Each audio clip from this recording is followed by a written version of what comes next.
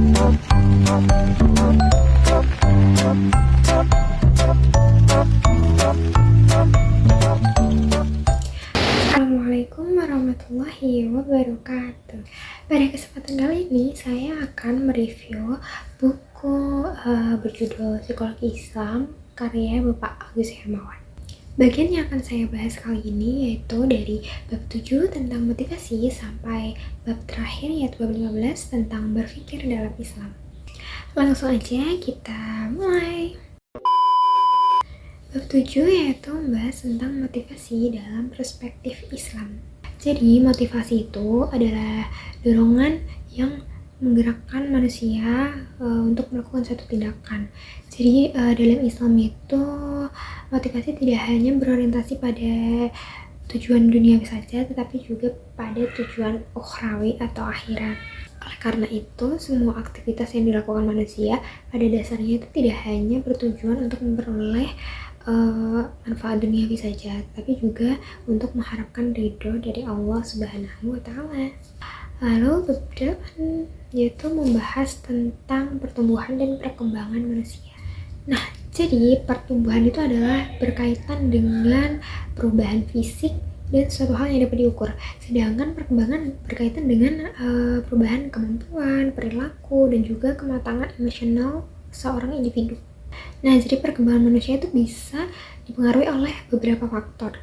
Bisa dari lingkungan, keluarga, pendidikan, dan juga pengalaman hidup yang dialami oleh seseorang tersebut. Selanjutnya yaitu bab 9 yaitu membahas tentang kesehatan mental dalam perspektif Islam. Kalian tahu gak sih? Jadi kesehatan mental itu tidak hanya diartikan sebagai kondisi bebas dari gangguan kejiwaan, tetapi juga keadaan ketika seseorang itu mampu hidup secara harmonis dengan dirinya sendiri, orang lain, lingkungan, dan juga Allah. Kesehatan mental itu adalah salah satu aspek penting dalam kehidupan karena sangat berpengaruh terhadap kemampuan seorang individu dalam menghadapi suatu permasalahan hidup. 10 membahas tentang psikopatologi atau bisa juga disebut gangguan mental. Dalam bab ini dijelaskan bahwa gangguan mental itu dapat dipengaruhi oleh faktor biologi, psikologis, dan juga lingkungan sosial. Islam memandang bahwa gangguan jiwa perlu ditangani secara tepat dan menggunakan pendekatan yang menyeluruh baik dari sisi psikologis maupun spiritualnya. Bab 11 membahas tentang psikoterapi Islam. Psikoterapi Islam yaitu adalah metode penyembuhan dan juga pendampingan psikologis yang berlandaskan nilai-nilai Islam. Bentuk psikoterapi yang dijelaskan yaitu ada semacam berdoa, sholat, beribadah, berzikir, taubat, membaca Al-Quran, dan juga penguatan iman. Nah, metode-metode tersebut itu membantu individu untuk memperoleh ketenangan jiwa dan juga kedekatan dengan Allah Subhanahu wa Ta'ala. Selanjutnya yaitu bab 12 yaitu membahas tentang kecerdasan dan juga intuisi dalam Islam. Kecerdasan dipahami sebagai kemampuan berpikir, memahami, dan juga memecahkan suatu masalah. Selain berpikir, dalam Islam juga mengakui adanya intuisi, yaitu kemampuan memahami sesuatu secara cepat dalam hal kebersihan hati dan juga kedekatan spiritual seseorang kepada Allah. Bab 13 yaitu membahas tentang mimpi dan kesadaran manusia. Mimpi itu dijelaskan sebagai pengalaman yang terjadi ketika seseorang sedang tidur. Dalam perspektif Islam, mimpi itu bisa berasal dari Allah sebagai kabar baik ataupun pikiran manusia dan pengalaman yang udah dia alamin. Terus juga bisa jadi dari gangguan setan yang membuat ketakutan dan kecemasan hati.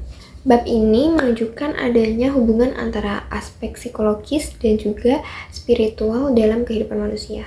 Bab 14 yaitu membahas tentang doa, zikir, dan juga tazkiyatun nafas.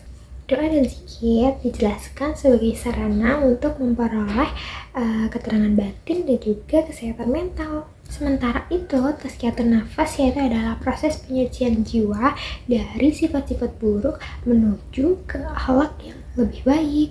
Konsep ini menjadi salah satu cara penting dalam pengembangan kepribadian menurut Islam. Selanjutnya yaitu itu bab terakhir yaitu bab 15, yaitu membahas tentang berpikir dan lupa dalam Islam. Jadi Islam itu mendorong manusia untuk menggunakan akalnya dalam memahami diri, lingkungan, dan juga tanda-tanda kebesaran Allah. Berpikir dipandang sebagai sarana untuk manusia memperoleh ilmu, sedangkan lupa adalah suatu keterbatasan yang dimiliki manusia. Tapi keterbatasan itu bisa diatasi dengan cara belajar, mengulang pengetahuan, dan juga meningkatkan kedisiplinan dalam menjaga ilmu yang sudah dimiliki. Secara umum, buku Psikologi Islam karya Bapak Agus Hermawan ini sudah memberikan pembahasan yang cukup lengkap mengenai manusia berdasarkan perspektif psikologi dan Islam. Buku ini juga menunjukkan bahwa manusia itu tidak hanya memiliki aspek fisik dan psikologi saja, tetapi juga aspek spiritual yang berperan penting dalam pembentukan kepribadian dan kesehatan mental. Jadi kesimpulannya, buku ini tuh menegaskan bahwa pengembangan diri, motivasi, kesehatan mental, dan juga pembentukan kepribadian yang baik itu perlu dilakukan secara seimbang, yaitu dengan memperhatikan aspek psikologis dan juga spiritualnya. Dengan demikian, manusia dapat berkembang menjadi pribadi yang sehat, produktif, dan juga dekat dengan Allah. Sekian review buku yang dapat saya sampaikan. Wassalamualaikum warahmatullahi wabarakatuh.